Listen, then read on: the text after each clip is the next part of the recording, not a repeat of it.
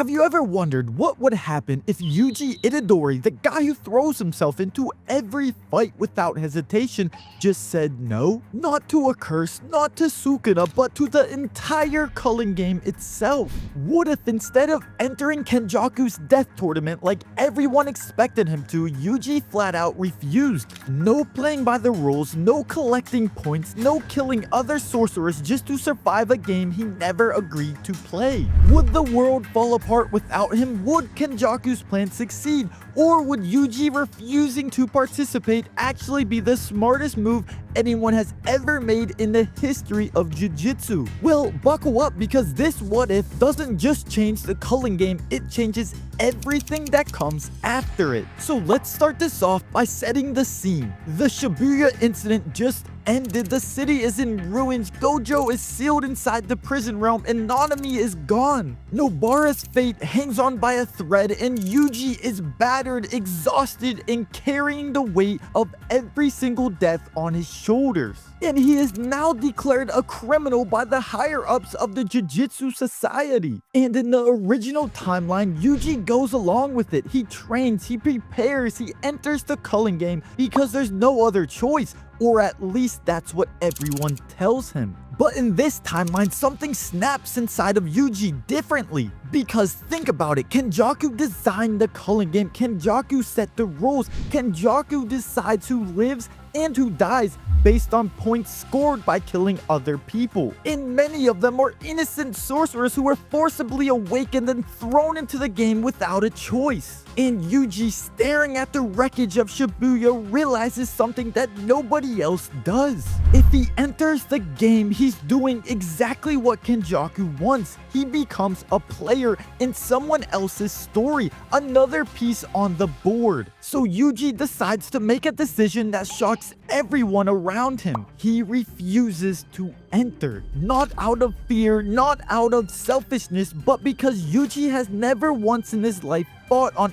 anyone else's terms, and he's not about to start now. Now, obviously, this doesn't go well, and Megumi would be the first person to push back. He'd get in Yuji's face, telling him that people are dying inside the colonies right now, that every second they waste is another sorcerer killed, that refusing to play isn't noble, it's just leaving everyone else alone to fight. And Yuji would look at him dead in the eyes and say, that's exactly what Kenjaku is counting on us to think. And Maki would be conflicted. On one hand, she respects Yuji's conviction. On the other, she already lost her entire clan and has nothing left to lose. She'd want to tear the whole game apart from the inside. And Yuta would have the most interesting reaction of all, because Yuta, who came back to Japan specifically to execute Yuji and then secretly saved him, would actually understand. He'd be quiet for a long time after Yuji explains his thinking, and then he'd say just 4 words.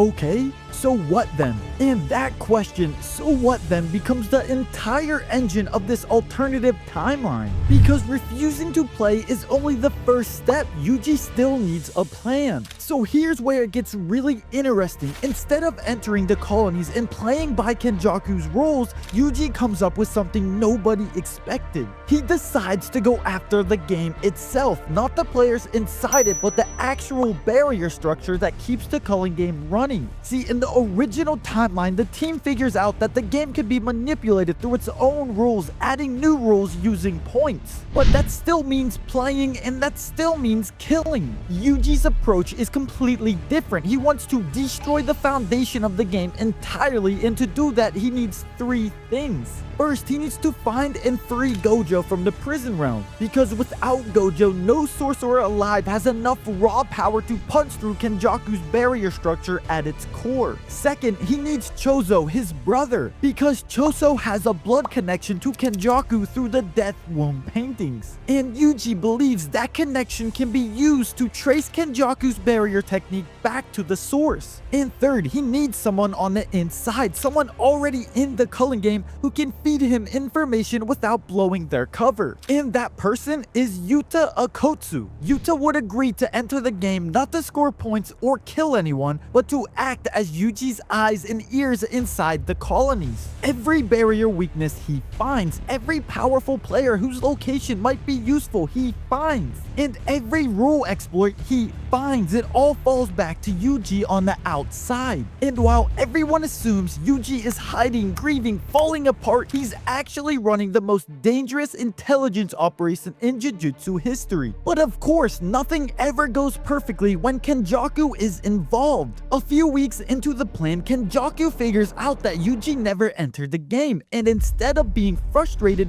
he's amused. Because Kenjaku has been alive for thousands of years, he's seen every kind of sorcerer, every kind of strategy. And the boy who refuses to play his game, that's just a bump in the road he hadn't accounted for yet, so Kenjaku adjusts. He doesn't send just anyone, he sends Urame not into a colony, but directly after Yuji on the outside. And this fight would be the most brutal thing Yuji has ever experienced, because Urame doesn't just attack his body, Urame attacks his identity. Every movement is precise, every strike is calculated, freezing the battlefield, stripping away Yuji's ability to even think clearly. And through it all, Urame keeps talking calmly, almost disappointed, reminding Yuji what he carries inside him, reminding him that no matter how hard he tries to act human, he is still the vessel of Sukuna. And there's a moment in this fight where Yuji almost breaks, where the weight of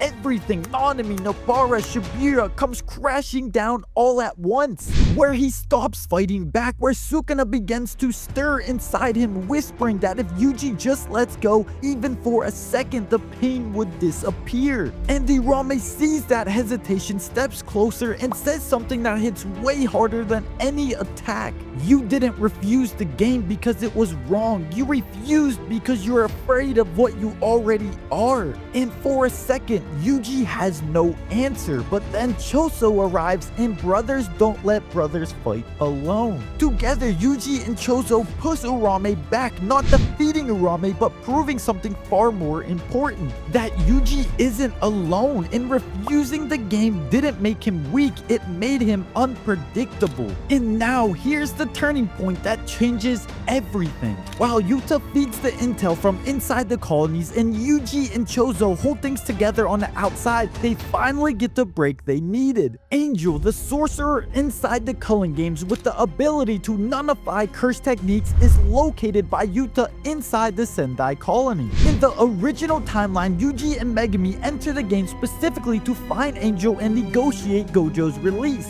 But in this timeline, since Yuta is already inside, he goes straight for her. The negotiation would be intense. Angel hates the reincarnated sorcerers and wants them all eliminated. Yuta would have to make a brutal deal promising to help her eliminate specific targets in exchange for using her ability on the prison realm. And it works. Gojo is freed. In the moment Satoru Gojo steps outside the prison realm, blindfold on, hands in his pockets, absolutely unbothered, the entire balance of the Jujutsu world shifts in an instant. And the first thing Gojo does, he finds Yuji, and instead of lecturing him for not entering the game, Gojo just looks at him for a long moment and says, "Took you long enough to think outside the box," and Yuji would laugh for the first time in weeks. And so with Gojo freed, the plan enters its final phase. Gojo, now fully powered and absolutely furious about being sealed, goes straight for the barrier core that powers the Culling game. Using Choso's blood connection to trace Kenjaku's technique signature, Gojo identifies the structural weak points of the entire game's foundation. And then he does what Gojo does best. He breaks it. The barriers collapse, the colonies open, sorcerers who were trapped inside, many of them confused, terrified, having to kill to survive, suddenly find themselves free. Kenjaku, realizing his game is crumbling, makes his desperate move. He unleashes everything. Curses, sorcerers, centuries of preparation in one final all-out assault. But this time, the sorcerers aren't scattered across colonies fighting each other. They're together, united, because Yuji spent weeks not killing but building something more valuable than points. he built trust. Sorcerers who have been enemies inside the colony stand beside Yuji now because word spread about the guy who refused to play, about the guy who found another way, about Yuji Itadori, who looked at a game designed to make sorcerers kill each other and said, not today. And so the final battle against Kenjaku is brutal, chaotic, and deeply personal. But with Gojo back, Yuta fighting at full strength, Chozo and his brother, Maki and an army of freed sorcerers, Kenjaku falls. And not because he was outsmarted by a perfect plan, but because Yuji refused to let him control the story. And in the end, this version of Yuji proves something that the original timeline almost missed entirely. The strongest move isn't always the one that scores the most points, but sometimes the strongest move is refusing to play a rigged game at all. Kenjaku spent centuries building the Culling game to evolve cursed energy through conflict, but he never accounted for a sorcerer who could evolve something else entirely, the will of everyone around him. And honestly, that's the most Yuji thing imaginable, not winning by being the strongest, but winning by making everyone else believe they could be. And if you enjoyed this what if and want to see more alternative stories like this, make sure you like the video, subscribe, and follow so you don't miss the next one.